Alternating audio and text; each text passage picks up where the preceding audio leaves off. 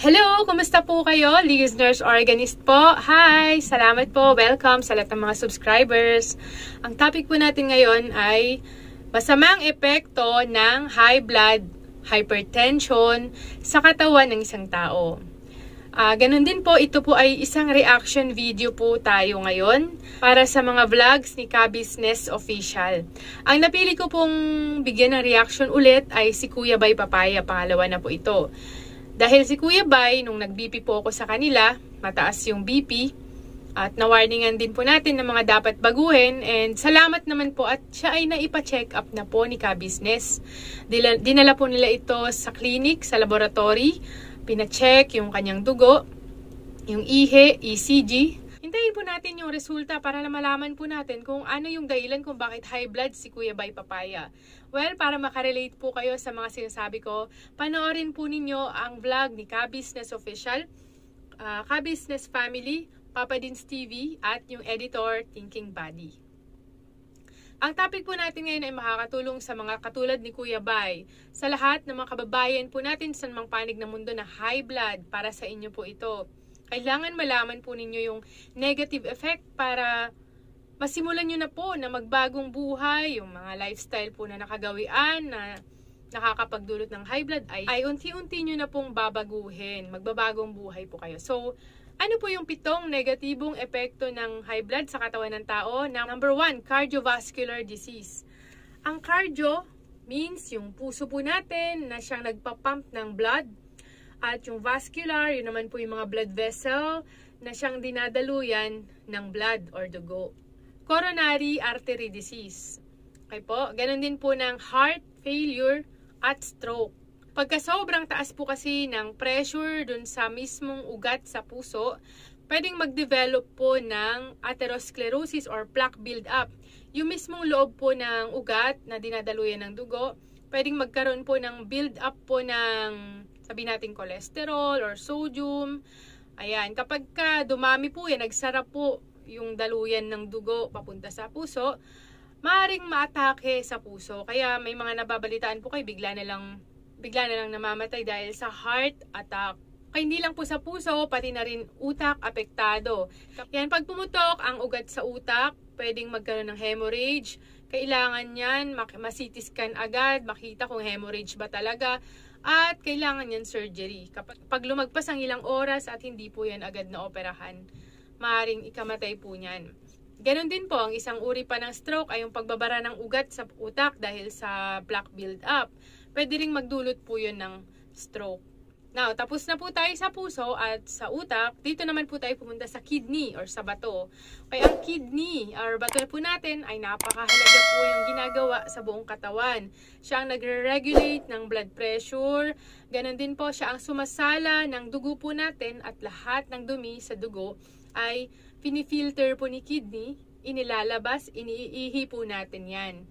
Pagka hindi tayo nagme-maintenance sa high blood, alam nating high blood tayo, kibit balikat lang po tayo, ang mangyayari sa mga ugat natin sa bato or sa kidney po natin ay masisira dahil sa sobrang taas ng pressure. Mawawalan po ng bisa yung kidney po natin, yung kakayahan po niya na mag-filter ng dugo, wala na. Ganon din po yung hindi na po natin maiihi yung dumi sa katawan po natin at magsisirculate yun sa buong katawan, delikado po. Magdudulot po ito ng chronic kidney disease o kaya kidney failure. Sa mga may ganyan po, so dialysis na lamang po ang magsasalba po sa kanila. Hindi po madali ang magpa-dialysis. Mahal.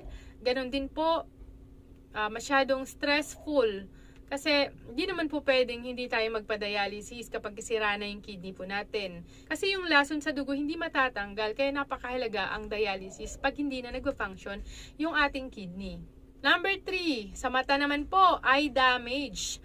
Ang mangyayari pag sobrang taas ng blood pressure, yung mga ugat po nating maliliit dito sa mata po natin, masisira. Kaya ang nangyayari, nagkakaroon ng retinopathy, unti-unting manlalabo yung paningin at worst, pwede po kayong mabulag pagka hindi po ninyo nalulunasan ang mataas na blood pressure. Number 4, aneurysm. Pagka laging mataas ang BP, okay, manghihina, marurupok yung mga blood vessels. Ganon din po, mataas ang chance para kayo ay magka-aneurysm. Ibig sabihin, pwedeng pumutok yung mga ugat po natin. Ang ugat po ay matatagpuan sa buong katawan. So, once na nagkaroon ng aneurysm, delikado po. Pwedeng ikamatay po ito ng tao. Number 5, cognitive decline. Meron pong isang scientific evidence na nagsasabi na ang chronic hypertension nga daw po ay may kinalaman sa mataas na tsansa na ikaw ay magiging makakalimutin, magkakaroon ka po ng dementia, Alzheimer's disease, kahit medyo bata pa. Kaya, huwag ninyong kakalimutan ang pag-inom ng maintenance once na niresetahan na po kayo ng maintenance sa high blood. Okay po? Number 6, peripheral artery disease. Ang mataas na blood pressure, papasikipin niya po yung mga daluyan ng dugo, yung mga blood vessels, dito sa limb po natin, lalo na. Kaya minsan pagka konting lakad nyo lang, konting jogging, sumasakit na yung mga binti.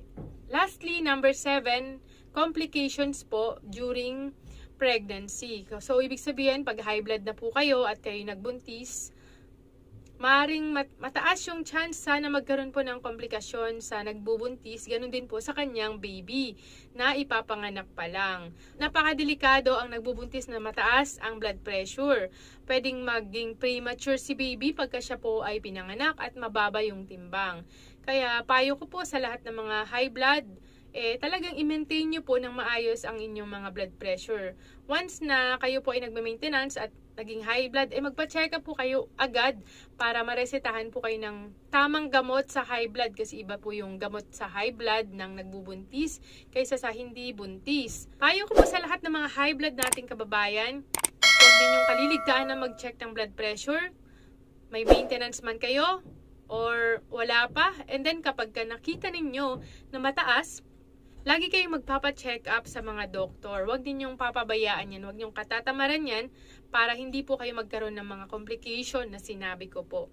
Panoorin nyo rin po yung vlog ko tungkol sa mga dapat gawin. Mga lifestyle changes na dapat ninyong gawin kung kayo ay may high blood. So, sana po ay nakatulong sa inyo ang video ito. Lagi nyo pong tatandaan na prevention is better than cure. Mas masaya na mabuhay po tayo ng matagal na walang iniindang karamdaman. Para magamit pa po natin ang ating katawan sa pagtulong sa ating kapwa, higit sa lahat sa paglilingkod sa ating Panginoong Diyos. Ingat po ang lagi and I love you all. Till my next vlog po. See you!